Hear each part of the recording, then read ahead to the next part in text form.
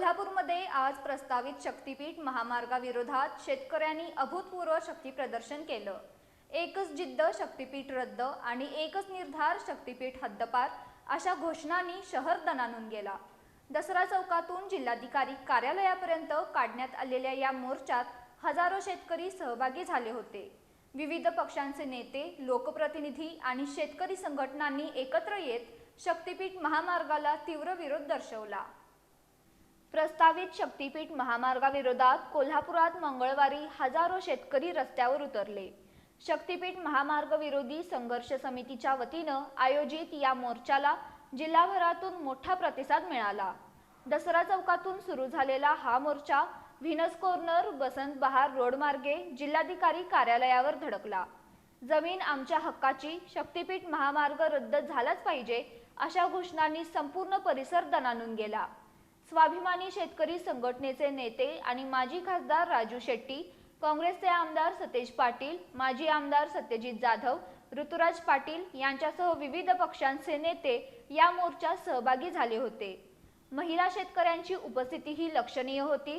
जिल्हाधिकारी कार्यालयासमोर झालेल्या सभेत नेत्यांनी शक्तीपीठ महामार्ग हा शेतकऱ्यांना उद्ध्वस्त करणारा प्रकल्प असल्याचा आरोप करत तो कोणत्याही परिस्थितीत होऊ देणार नसल्याचा इशारा दिला।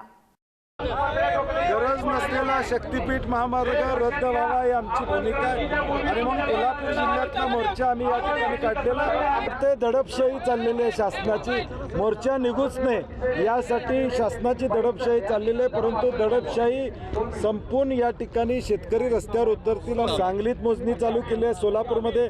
मग तुम्ही शेतकरी इकडं मोर्चाला आल्यावर मोजणी का करता? हिंमत असेल तर शेतकरी असताना मोजण्या करा, तारखा द्या, मग शेतकरी आमचे दाखवतील मोजणीला आलेल्या लोकांचं काय करायचं ते। नाही, आम्ही आज दुपारी परत बसू आणि त्याच्यानंतर 12 जिल्ह्याची भूमिका या ठिकाणी निश्चित करू। दरम्यान राष्ट्रवादी काँग्रेस शरद पवार पक्षाचे नेते जयंत पाटील यांनीही आंदोलनस्थळी भेट देत शेतकऱ्यांच्या आंदोलनाला पाठिंबा जाहीर केला। जनभावनेच्या विरोधात जाऊन हा महामार्ग राबवणं योग्य ठरणार नसल्याचं त्यांनी स्पष्ट केलं।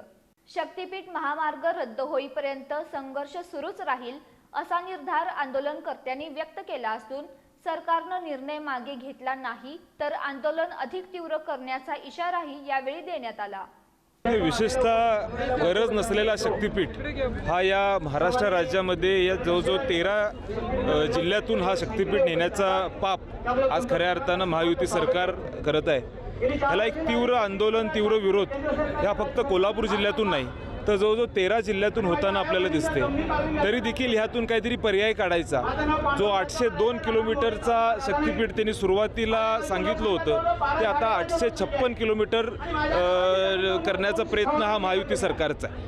नाही, ह्यांच्या कदाचित त्यांच्या घराच्या जवळनं किंवा घरावरनं हा रस्ता जात असल्यामुळे त्यांना त्याचं महत्त्व नाही आहे। ज्या शेतकऱ्यांना त्रास होतोय, ज्या शेतकऱ्यांना ही अडचणीला सामोरं जावं लागते, त्यांचं दुःख काय आहे हे या सत्तेतल्या असलेल्या नेते मंडळींनी बघितलं पाहिजे आणि मगच ह्याच्यावर बोललं पाहिजे। आमची भूमिका